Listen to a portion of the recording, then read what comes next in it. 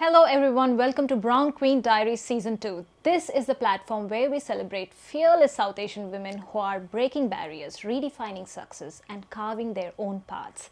So today we have a guest who is multi-talented and passionate and has merged art, culture and entrepreneurship into creating impactful work. So let's welcome Deepa, who is the founder of POC Beauty and Chandralaya School of Dance.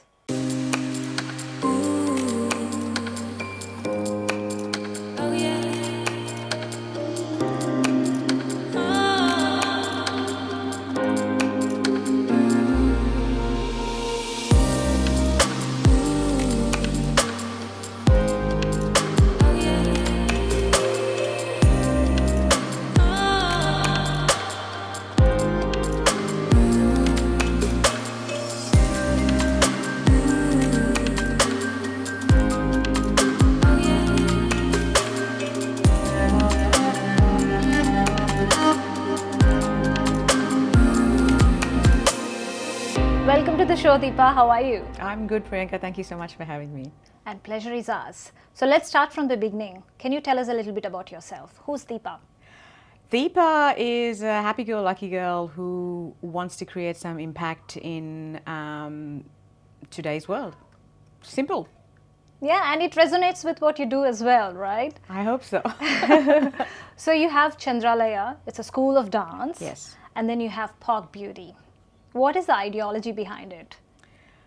I think Chandralaya was born out of this necessity to impart cultural grounding and identity in both the young and the wise in Australia. That's my passion and love for dance, particularly Indian classical dance, Bharatanatyam. Whereas Proud of Colour Beauty or POC Beauty was out of a frustration that we are in an industry that does not quite adequately represent us. And it was really born out of that was also born out of a necessity, but more out of a frustration. So, okay. But both are deeply rooted in core values of culture, empowerment, and heritage. Yeah. So both are very very rich in terms of like the idea behind it. There's a little bit of culture, there's a little bit of obviously representation, there's a little bit of obviously market gap, right? So let's talk about Chandralaya School of Dance, right? How does it run? How did you start? Were you a dancer before or like? Yeah, I think I started my dancing journey when I was about 5.5. Okay. That's when my mum pushed me to my first guru back in Chennai and said, go about it. And Chandralaya is actually a tribute to my late mother, who has been an inspiration for me to kick off this journey. And both my parents were like, just go and do this for 6 months, and if you don't like it, you don't have to worry about it. Because I went crying almost every day to dance class. We're talking 80s. Yeah. When there was not too many activities. There's only a couple of activities a child would do. And after 6 months, I never looked back. Yeah. I used to spend hours in the studio with my guru, watching people dance, watching her dance, and spending a lot of time with my dance mates. Some of my best friends are my dance mates. So I think that's how this passion started growing inside me. And every time I moved to a different continent, the first thing I would find out is, where is the next dance studio? Yeah. And where is my next guru? How can I continue this journey? Yeah. And that's really how I've started to build Chandralaya, because after doing about 30 years of dancing, and I thought there's so much of knowledge built inside me, I have to start pushing it out to the younger generation and to anybody who wants to pursue this beautiful form. And that's how I wanted to start Chandralaya. Yeah. So I started small with a very small group of people, and it's grown today to a reasonable size where we do not just classes, we do quite a lot of services, verticals I call it. Yeah. We do a lot of artistic commissions with organizations. We do a lot of projects, intercultural projects. We do a lot of cross-genre collaborations with other artists. We do also obviously take classes for kids and adults. Right.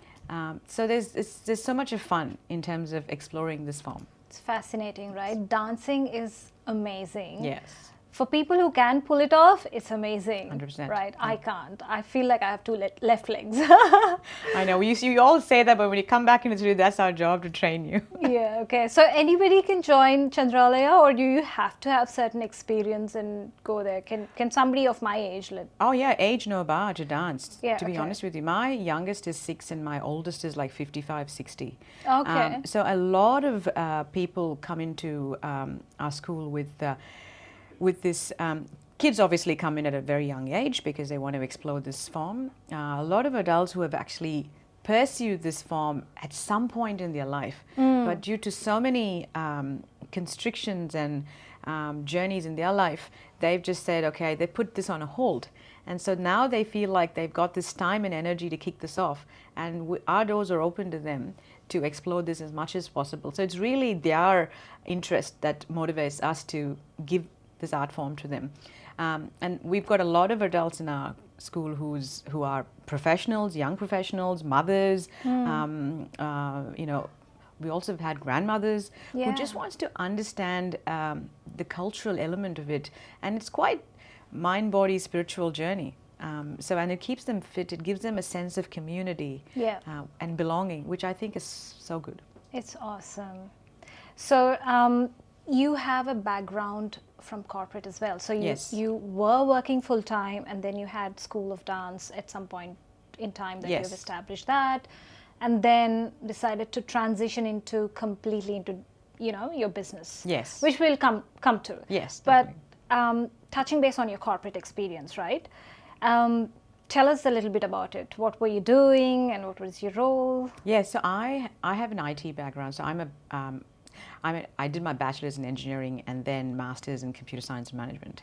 And I've been working for almost 25 years in different industries across financial services, management consulting, transport, healthcare. But my background is mainly business strategy, architecture, and transformation. So little did I know that I was going to transform people from an artistic perspective. So it's the same thing, but different industry and different tools that I'm using. Right.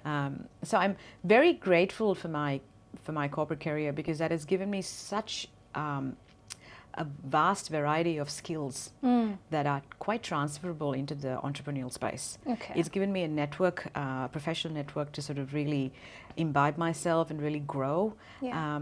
And dance was always happening. Yeah.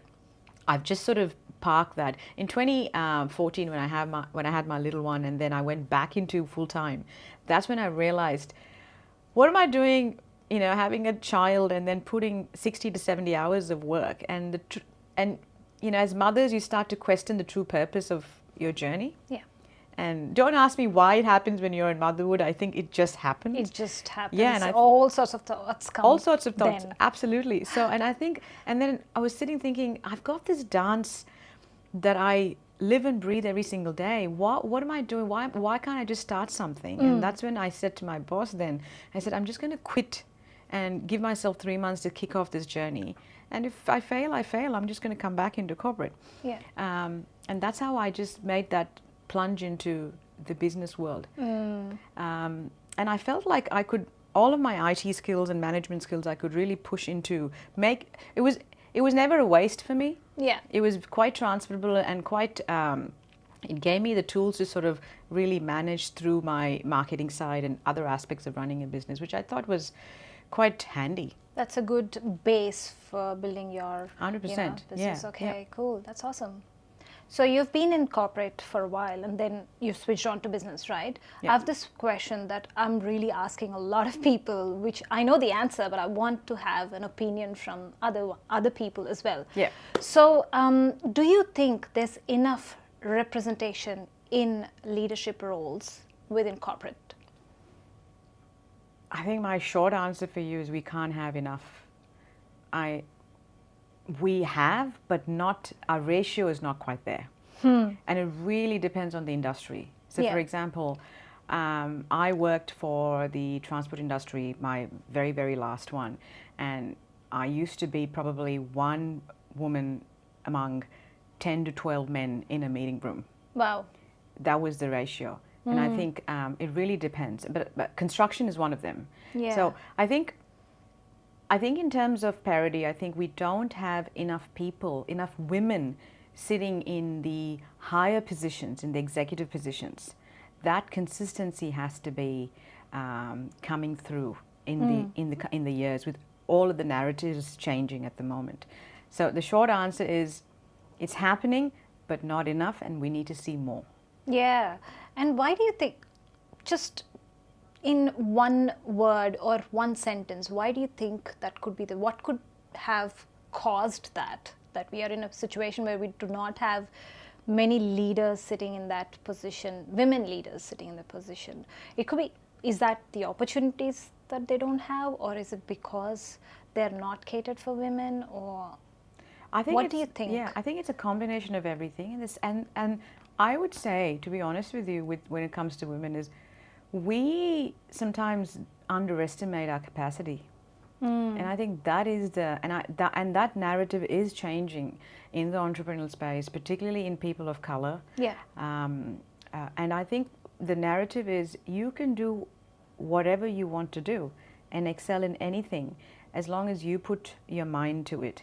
So a lot of times we've got the societal pressures, the pressures from coming out of families and commitments, that women often feel that we have to cater for that. And then at the end of the day, we give in to our own, we give up rather to achieve our own milestones and our own goals. And I think yes, there are external factors for sure.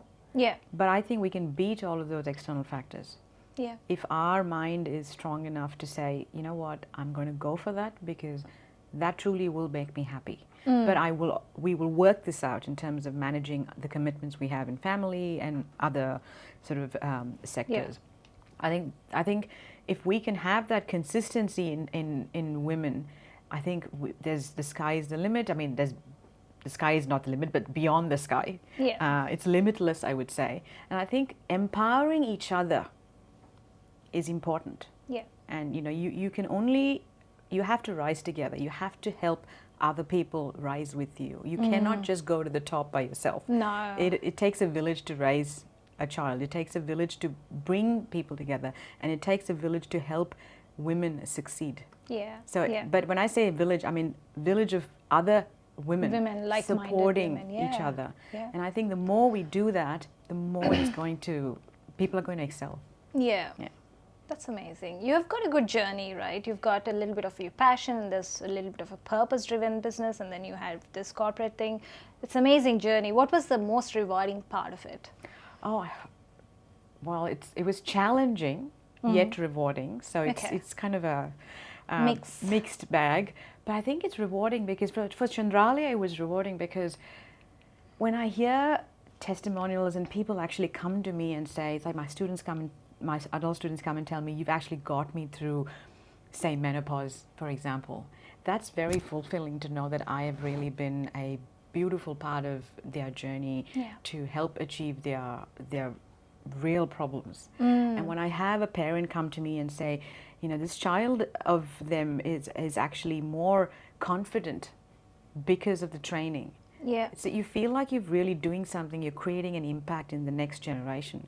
So I think that is very rewarding. And knowing that I'm passing this beautiful form that is nearly 3000 BC old to the next generation, I'm keeping, and I'm a messenger keeping this art alive in people.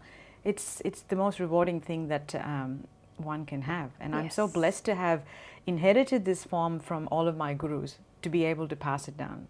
So it's amazing to see something like this here in Australia, right? So there was one point in time I was actually looking for something like this, and I think I saw you then. You had this whole campaign on Instagram going. You had a video going on in Instagram. Possibly, yes. You were dancing and everything. So I was like, okay, there is actually a school that trains people. And I wasn't sure if it catered for everything. I didn't invest into it because I feel like I'm not there yet to go for it, but it's really good that we have that cultural side of the things in the dance, and actually a school, which means that they go lesson by lesson and they get trained properly from basics. So that's amazing. Thank you. I think I'm truly blessed to be able to do this, particularly living in a multicultural society like Australia. I think it's so important that people of South Asian heritage, and we have people of all walks of faith who as our students. So we've got people who are of Sri Lankan heritage, of obviously South Asian heritage, which is a vast area in itself. We've got people who are coming from multiple ethnicities, families. So I think it's so good when you mix them. Yeah. You have this beautiful community feeling of belonging. Yeah. Yeah. Which I think is really good for young minds to really hone in. Correct. So Pork Beauty. Yes. It's a nice catchy name. What's that? What's the full form of pork and what does it stand for? So Pork Beauty actually stands for Proud of Color, which is a very inclusive skincare brand catering for all people of color requirements. But it was coined, and I was sitting and thinking, what should I name my second business to be? And it was the hardest thing then. And I thought to myself, okay, I'm an artist and I'm a person of color. And pork in the artistic world is people of color. So why can't I just change people to proud of color? Because you have to be proud of your skin, the color you represent. Yeah. So that's how I really coined it. So it was a simple change of word, but I felt like the impact was greater in terms of inclusivity. And that's how it came about.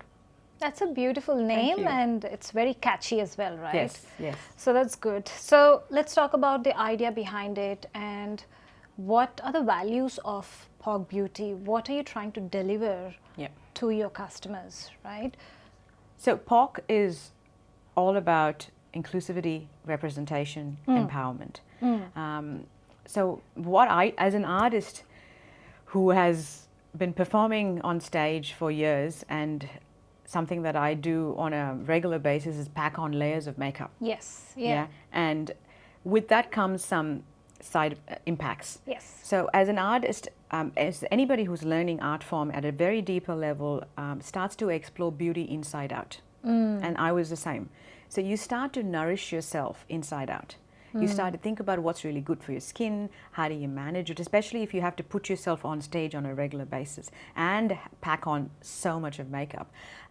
So it was important for me to educate myself on ingredients, things that work for my skin tone, because the people of color are highly melanated people, and our melanin ranges as where we come from. Yeah. And we, just like every other ethnicities, we have our own pros and cons. And one of our cons is we tend to have pigmentation, hyperpigmentation, discoloration, dryness, acne, and all sorts of things. And I felt like we were not represented widely to be able to give solutions for all of these issues. But we had this makeup we tack on, but then the underlying skin issues are never looked up in a deeper level. So I wanted to explore that and see if we can provide solutions to cater for this. So Pork Beauty is looking at skincare infused beauty. Okay. That is, so if you are to pick a Pork Beauty product, you're rest assured that it is not going to disturb your skin's natural microbiome, which is the good stuff that sits on your skin. Right. So it's not going to rip all of that. Okay. Yeah, and that's the core part of our ethics, our values. So it's not just about representation, it's also about ethically sourced ingredients that are going to actually elevate your skincare rather than do the opposite. Yeah. So that was really the core of Pork Beauty's existence. Nice. So you started off with lip care, lip scrub, as part of the first product. Yes. As part of Pork Beauty. Why lip product? Something that stands out, right? Yes. It's a story actually. So I pitched, when I started Pork, I pitched to a cohort of, I was part of a cohort, and I pitched to a panel of judges on what Pork Beauty's lineup would be. And the first product I put in was lip scrub, and I feel now that I've delivered to that promise. Yeah. And the reason I chose lip, and I know other people would be like, why not? Everybody was like, why not a moisturizing cream or anything? I said to myself, as an artist, I feel like the lips are the most ignored part of your face. And yet it is the most important part of your face because it is the source of things going inside your Yeah. body. First thing, because it's closer to it's your mouth essentially, and it's the most sensitive part of your face. Yeah. So there's a fact that our skin is the largest organ in the body. Yeah. So anything you put on your skin actually goes to your brain, but anything you put on your lips actually goes to your lungs and your brain. Wow. Yeah, so it's Lungs. it does go into several parts of your body. Okay. I thought it'll go to gut. It goes there too, but everywhere. So Okay. the receptors are very turned on there, and it's important that so an average woman actually consumes about 2 to 3 kilograms of lipstick in her lifetime. Wow. Okay, and these days probably more because we're always wanting to have our lips. Yes.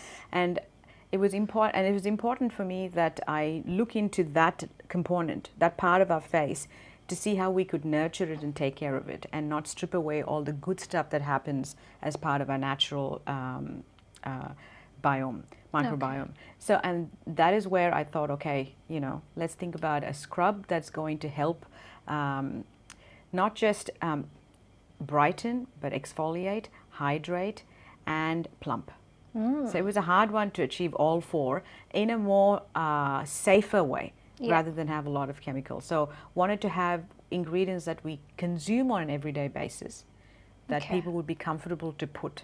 And even if it slips into your mouth, it's okay, because it's still, we've got papaya fermented papaya extract, which is so good to brighten and lighten your lips. Right. We've got beetroot extract that is going to really also exfoliate and nourish your lips, and pomegranate extract. Ooh, so all of these delicious. really good. Yes, a lot of my folks who've got the lip scrubs say it tastes really well, because it really tastes yummy, and it's because it's got these powerhouse ingredients that's going to nurture your lips on a regular basis. So you could still you can still go out in the public without having a lipstick on, and still feeling very confident about your lips in its restored condition. So I thought about that. I said, okay, let me focus on this little yet essential part of our face and see how the market responds, and that's how the lip scrub came into play. Awesome. Can't wait to try it. Yes. Yes. Sounds delicious, so first of all, but I'll definitely try it. Yeah, go for it. Yes. Yes. So with the current beauty brands and all of those different chemicals around in the market, what is the one thing that you would suggest women in terms of like their must have or must do skin routine? Because you've done a lot of research around, like you were talking about, as an artist, you dwelled a lot into skincare, right? So what do you think the must do for in terms of skincare for women or men? Yeah, anyone for that matter. I think the first thing I would say as an artist is discipline and consistency. So whatever is your routine, my suggestion is, my advice is stick to that and keep that going, because your body loves consistency. As humans, we love consistency. And the thing I would say is keep your routine very simple. Yep. Don't add 20 products. Have 3 to 4 staple products in your routine that you absolutely can't live without. And you utterly know that it is going to do the best for your skin. Yeah. And secondly is never go to bed without cleansing your face. So as a rule of thumb, I would always cleanse my face, double cleanse my face at nighttime, and make sure that the skin is completely hydrated with a really good moisturizer before I get to bed. And a tip in the morning is, if you're not working out, don't wash your face with a cleanser. Okay. Unless you're working out, obviously, then you have to. But because when you sleep for 8 hours, your body is actually reviving a lot of, doing the hard work when you're sleeping, and it's really conditioning your skin. Right. And when you get up in the morning, and if you wash your face with a lot of, the cleanser, you're kind of stripping that beautiful work that your body has already done for you. Right. Yes. So Never heard of this, but I know it's yeah. it's an inside secret I'm giving you. Okay. But the real thing is, if you're going for a workout, absolutely, because you're sweating and all of that. But if you are not, and it's a if you're a relaxing day, I would just say just wash your face Rinse with with cold water, Cold water, yeah. and just go on with your moisturizer and sunscreen and whatever makeup, and then go forward. Okay. Yeah, because otherwise it's that layer of goodness is just going down the drain. Oh, that's a good tip. I'm going to Yes. try that. Yes, for sure. So, okay, what's next for POC Beauty? So POC Beauty, we are very excited about the line of products we've got for this year. So obviously we are into skincare, but we're also targeting cosmetics. With skincare infused cosmetics. So we are excited about that lineup coming sometime in the middle of the year. Okay. And yeah, so that without revealing too much, there are going to be products lined up for body Yep. and your face. So let's talk about beauty standards. Yeah. On one side, we are talking about, embracing the self beauty, natural beauty, self-love and all of that. And on the other side, we are looking at these beauty influencers who are coming with these fillers, cosmetic injectables, and promoting aesthetic, treatments, which is basically contributing to a lot of pressure for the beauty at the moment, for the current generation, right? So what's your take on it? Look, I'll keep it simple. I think if you differ from the natural way of aging, you will have to face some side effects. When I say side effects, the impacts. The impacts can be positive, can be negative, depending on your ethnic group. So I think it's a huge debate that's going on in the beauty industry, and my only advice is don't let these processes and these treatments define who you are as an individual. Your self-esteem is not based on a Botox treatment or an injectable or a normal facial is good because we in our culture we have age-old facial massages and things like that. Yeah. But anything from an external thing going into your skin that is injectable, they shouldn't define who you are as a person. Who you are as a person has to come from inside out. Yeah. It's the food you consume, it's the conversations you have, it's the relationships that you have nurtured in your life. That must create bigger value for one's happiness. Yeah. And I think if one doesn't forget that, then you can go about sort of really wiggling your way through what's good for you, what's not good for you. But I think if you're completely dependent on these treatments to define your happiness levels, I would question that in its entirety. That's a very good answer. I think people fall prey for these because they are not happy with one or the other element in their life, right? But given a chance, would you try it? Fillers or later in the life or? No, I don't think so. Being an artist and being in the skincare industry now, I feel like there's so many other ingredients that can work for you with high potency that can work for you in the long run. And aging gracefully is a good thing. Yeah. It's not a bad thing. Our mothers and grandmothers have aged gracefully. I think it's really depend on what your inner score looks like, and one needs to always have a checkpoint on that. So the simple answer would be no. There's so many other things that you can do. I could just be eating a lot of turmeric, just to have that anti-inflammatory thing going in my head. So yeah, true. On that, right? We have whole Korean beauty taking a full, viral moment at the moment in the beauty side of the things, and then there's a whole process of how you take care of your skin. There's 10-step process for that, and then we also have the South Asian side of the beauty. So, do you actually follow the Korean beauty trends? The glass skin and everything? Yes, the glass skin. Oh, it's beautiful to look at. Beautiful. I think glass skin is available across all Asian, all ethnicities. It just depends on what ingredients we all use based on our cultural upbringing. I think, look, it's the Korean beauty works for Korean people or from their ethnic groups. But I think what we're missing here is we should not underestimate the ethnic group that we South Asians represent.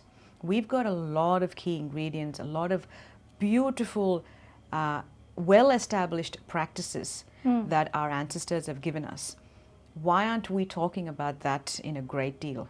Yeah. For example, our best chumpy, South Asians have the best hair, let's face it. We do have the best hair. We really nurture our hair. The beautiful head massages that the northern part of India calls it as chumpy. Our grandmothers and mothers have really given us those beautiful head massages with nurturing oils. That's a beautiful practice to keep long, luscious hair going. So there's so many aspects of our South Asian beauty industry that we need to be talking about. We need to be educating the audiences so they know that they need to go back to their roots And to figure own out. it. Own it, yes, Yes. 100%. You need to own where you come from, own your own practices rather than looking at other areas. Other areas may well work for you, but not compromising where you come from, because your DNA is a certain type. And certain food groups go well with your DNA. Certain practices go well with your DNA. Why don't we nurture that? And that would be my suggestion, advice to the young generation is own your identity, understand your practices, and make the best out of it. Lovely answer. Yeah. So I have something, a rapid question round, let's Okay. just say. Yeah. I'm just randomly pulling it. Go for it. It's like a this or that. Okay. You have two choices. Beautiful. You can choose from one, and otherwise you can say not applicable or none, something like that. Gotcha. But it's one word answer. Okay. Okay. Awesome. So, natural beauty or cosmetically enhanced beauty? Natural beauty. I knew the answer. No makeup or full glam makeup? Oh, that's a hard one, because when I'm on stage, full glam, but in most other times, no makeup. Okay.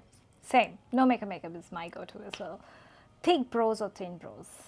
Oh, thick brows. Yeah. Yes. It's the current thing, right? Lip fillers or natural lips? Natural lips, 100%. Of course, you have I've a got lip to own it. product. I've got to own it, yes. Glass skin or matte finish? Oh, glass skin or matte finish. Oh, glossy. Little bit. Middle. Okay. Minimalist skincare or 10-step skincare routine? Oh, 100% minimalist. With that, I think it's easier to maintain the... Yes, something has to be sustainable. Yes. Yes. Okay, cool. Embracing grey hair or colored your hair? I'm kind of in the middle, actually.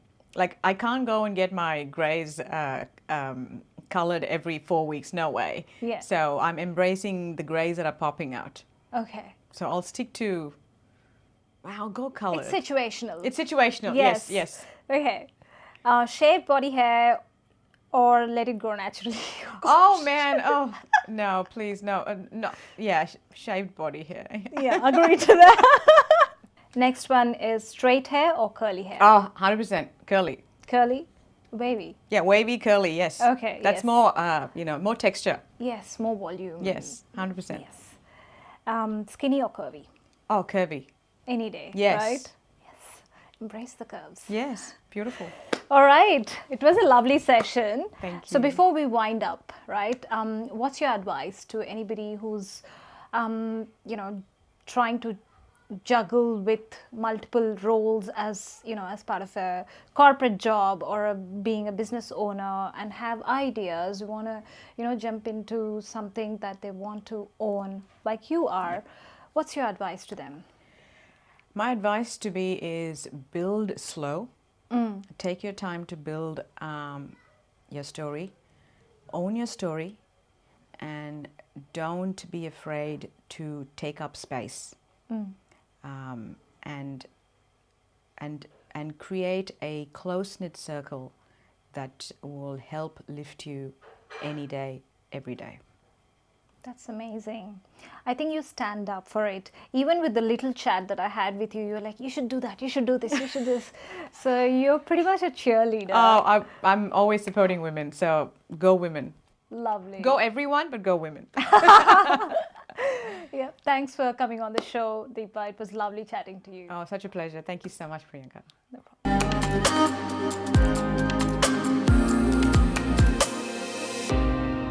Thank you for watching this episode with us. I'm your host Priyanka, signing off until next episode.